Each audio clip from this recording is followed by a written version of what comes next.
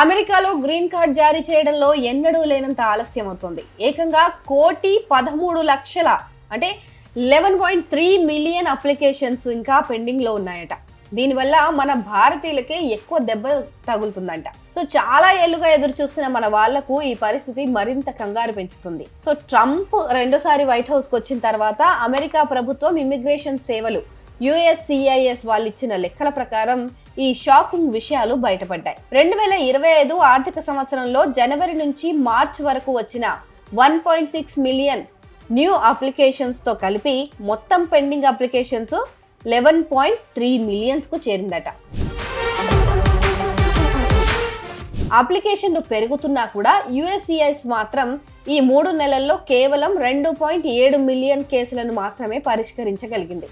గతేడాది ఇదే టైంలో 3.3 మిలియన్ల కేసులు క్లియర్ చేశారు. అంటే ఈసారి 12% తగ్గిపోయింది క్లియరెన్స్ లో కూడా. అట్లాంటాలోని కుక్ బాక్స్టర్ ఇమిగ్రేషన్ సంస్థ అధిపతి అయిన చార్లెస్ కుక్ మాట్లాడుతూ ట్రంప్ వచ్చాక ప్రాసెసింగ్ టైం వేగంగా జరిగే ఛాన్స్ లేదు అని చెప్తున్నారు. సో వీసాల ఇంటర్వ్యూలు ఆగిపోయాయి.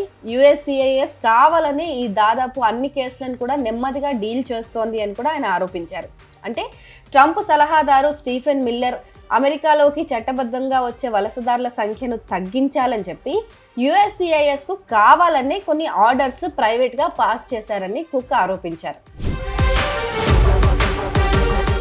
అయితే ఈ భారీ పెండింగ్ కేసులు కేవలం లెక్కలు మాత్రమే కాదు, ఇవి గ్రీన్ కార్డ్ అప్లై చేసుకున్న వాళ్ళకి, గ్రీన్ కార్డ్ హోల్డర్స్ కి కూడా ముఖ్యమైన ఇమిగ్రేషన్ ఫామ్ల పైన కూడా పెద్ద దెబ్బ కొడుతున్నాయి. అంటే ఈ గ్రీన్ కార్డ్ లేని సమయంలో గ్రీన్ కార్డ్ రిప్లేస్మెంట్ అయిన I-90 అనే ఒక ఫామ్ ఉంటుంది. ఆ ఫామ్ గ్రీన్ కార్డ్ గడువు అయిపోయినా కూడా, పోగొట్టుకున్నా లేదా పాడైపోయినా కొత్తది కావాల్సిన వాళ్ళు ఈ I-90 కార్డు తీసుకొని ఫామ్ తీసుకొని ఉంచుకుంటారనమాట. సో ఈ కార్డుతో అక్కడ ఉండడానికి వాళ్ళకి పర్మిషన్ ఉంటుంది. సో గ్రీన్ కార్డ్ కోసం వెయిట్ చేస్తున్న టైంలో ఈ I-90 అనేది పనికొస్తుంది. అయితే ఈ I-90 టైం కూడా కేవలం 3 నెలల వెయిటింగ్ పీరియడ్ ఉండేది. కానీ ఇప్పుడు దాదాపు 8 నెలలకు పైగా వెయిట్ చేయాల్సి వస్తుంది. అంటే 938% పెరుగుదల వచ్చేసింది అందులో వెయిటింగ్ టైంలో. సో ఇంకొక ఫామ్ కూడా ఉంటుంది, ఫామ్ I-765. ఇది ఎంప్లాయ్మెంట్ పర్మిట్ ఫామ్. లైక్ కొత్త అప్లికేషన్లు 87% పెండింగ్ లో ఉన్నాయి ఇప్పుడు ఇవి కూడా. సో పాతవి మార్చుకోవాల్సినవి మళ్ళీ ఇవ్వాల్సిన వాటితో కలిపి మొత్తం పెండింగ్ ఫామ్స్ ఇప్పుడు 2 మిలియన్లు దాటాయట. గతంలో ఇవి 1.2 మిలియన్ మాత్రమే ఉండేది. మామూలుగా ప్రాసెసింగ్ టైం దాటిపోయిన కేసులు 181% పెరిగిపోయాయట. సో ఈ ఫామ్ I-765 గ్రీన్ కార్డు కోసం అప్లై చేసుకున్న వాళ్ళకి చాలా ఇంపార్టెంట్. ఎందుకంటే వాళ్ళ పర్మనెంట్ రెసిడెన్సీ ప్రాసెస్ అవుతున్న అప్పుడు అమెరికాలో చట్టబద్ధంగా ఉండేందుకు ఇది అనుమతిస్తుంది. సో ఈ EAD అంటే ఉద్యోగ అనుమతి పత్రాలు ఇవ్వడం ఆలస్యం అయితే గనక అప్లై చేసుకున్న వాళ్ళు పని చేయలేక లేక ఉద్యోగాలు పోగొట్టుకోవాల్సి వస్తుంది. సో పాత గ్రీన్ కార్డు మార్చుకోవాల్సిన వాళ్ళకి కూడా ఇబ్బందులు తలెత్తుతాయి దీనివల్ల. అంటే ఇప్పటికే పనిచేస్తున్న వాళ్ళ ఉద్యోగాలు కూడా రిస్క్ లో ఉన్నాయన్నమాట. ఇక వైల్డ్స్ అండ్ వెయిన్బర్గ్ PC సంస్థలో ఉన్న మైకెల్ వైల్డెస్ మాట్లాడుతూ ఈ పెండింగ్ అప్లికేషన్స్ వల్ల పర్మిట్లు పొడిగింపులు బాగా ఆలస్యం అవుతున్నాయి. ఇంకా ఇది కంపెనీలకు, విదేశాల నుంచి వచ్చిన కార్మికులకు కంగారు పుట్టిస్తోంది. కొన్నిసార్లు వీసా ఉన్న వాళ్ళు కూడా అనుమతి వచ్చే వరకు ప్రయాణాలు, ఉద్యోగాలు, ప్లాన్లు వాయిదా వేసుకోవాల్సి వస్తుంది అని చెప్పారు.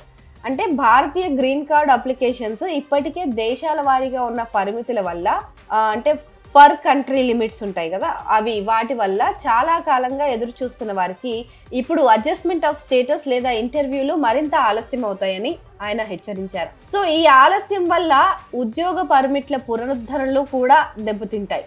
కుటుంబాలు కలవడానికి ఎదురు చూస్తున్న వాళ్ళకి కూడా మరింత టెన్షన్ పెరుగుతుంది. ఇమిగ్రేషన్ లాయర్ చార్లెస్ కుక్ ఈ ఆలస్యం కావాలని జరుగుతుందని గట్టిగా నమ్ముతున్నారు. ఇది డబ్బుల సమస్య కాదు అని ఆయన క్లియర్గా చెప్పారు. బదులుగా తక్కువ మంది ఉద్యోగులు ఉండటం, కావాలనే ప్రాసెసింగ్ను నెమ్మదిగా చేయడం వంటివి దీనికి కారణమవుతున్నాయని ఆయన పేర్కొన్నారు. సో వైల్డెస్ కూడా తగినంత మంది సిబ్బంది లేకపోవడం, పాత కంప్యూటర్ సిస్టమ్స్ అండ్ ఇంకా ఏజెన్సీ పైనే భారం మోపే నిబంధనల మార్పుల వల్లే ఈ పేరుకుపోవడం అనేది, అప్లికేషన్ పేరుకుపోవడం అనేది జరుగుతుంది. అని చెప్పి వివరించారు. సో ఈ అప్లికేషన్స్ పెరగడం, బడ్జెట్ తక్కువగా ఉండటం పరిస్థితిని మరింత దారుణంగా మార్చుతున్నాయని ఆయన చెప్పుకొచ్చారు. ఇక ఇమిగ్రేషన్ లాయర్ కుక్ యుఎస్సిఎస్ సిఐఎస్ కాన్సులేట్లో చాలా ఆలస్యం అవుతుందని, సిద్ధంగా ఉండండి, అంటే దీనికి ప్రిపేర్ అయ్యి ఉండండి, లేట్ అవుతుంది అని చెప్పడానికి, అండ్ ఇంటర్వ్యూలకు బాగా ప్రిపేర్ అవ్వాలని సూచించారు. ఎప్పుడూ ఒక లాయర్ని అయితే కన్సల్ట్ అవుతూ ఉండాలి అని చెప్పి ఆయన సలహా ఇచ్చారు. ఇక గ్రీన్ కార్డ్ కావాల్సిన వాళ్ళు మంచి అనుభవం ఉన్న ఇమిగ్రేషన్ లాయర్ని పెట్టుకోవాలని ఆయన కోరారు. వాస్తవాలు చెప్పే మంచి అడ్వకేట్ని మాత్రమే సంప్రదించాలి అని చెప్పి కూడా ఆయన సూచించిన పరిస్థితి.